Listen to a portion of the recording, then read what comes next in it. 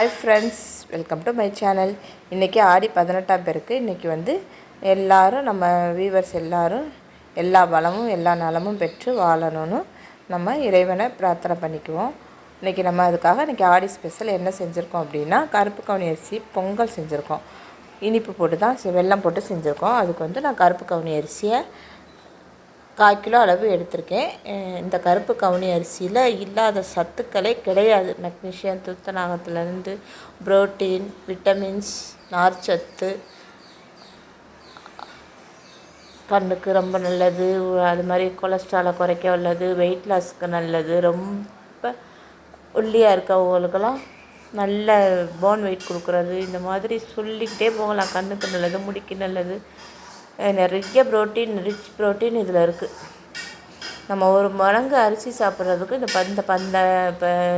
இந்த கவுனி அரிசி 14 மடங்கு நம்மளுக்கு அதில் கிடைக்கிறத விட இதில் நம்மளுக்கு சத்து நிறையா இருக்குது அப்படின்னு சொல்கிறாங்க.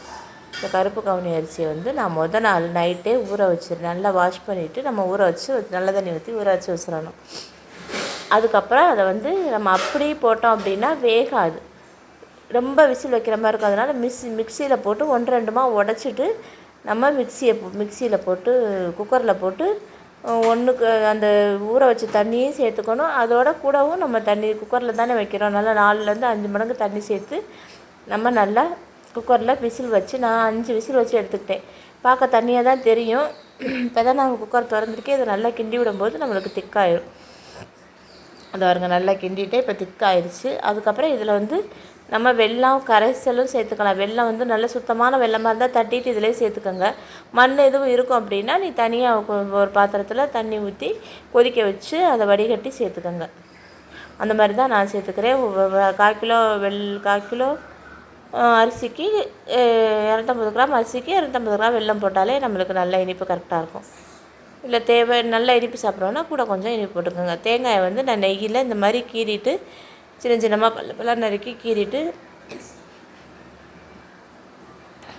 நெய்யில் வதக்கிட்டு இதில் சேர்த்துருக்கேன். கொஞ்சம் இதுக்கு ஸ்வீட்டை தூக்கி கொடுக்குறதுக்காக நம்ம பவுடர் சால்ட்டு கொஞ்சம் உப்பு போட்டிருக்கோம். இதில் ஏலக்காய் ஒரு 5 ஏலக்காய் நம்ம தட்டிட்டு இதில் சேர்த்துக்கணும். ஏலக்காய் போயில நம்ம தேவைப்பட்டால் நெய் டேஸ்ட்டு பிடிச்சிச்சின்னா நெய் ஊற்றிக்கலாம். நம்ம நெய்யில் தான் இந்த முந்திரி தேங்காயெல்லாம் வதக்கியிருக்கோம் இல்லையா, அது மாதிரி முந்திரி பருப்பு நம்ம தேவைப்பட்டால் நெய்யில் வதக்கிட்டு இதில் சேர்த்துக்கலாம். நான் ஆப்ஷனல் தான், நான் அதை சேர்த்துக்கல.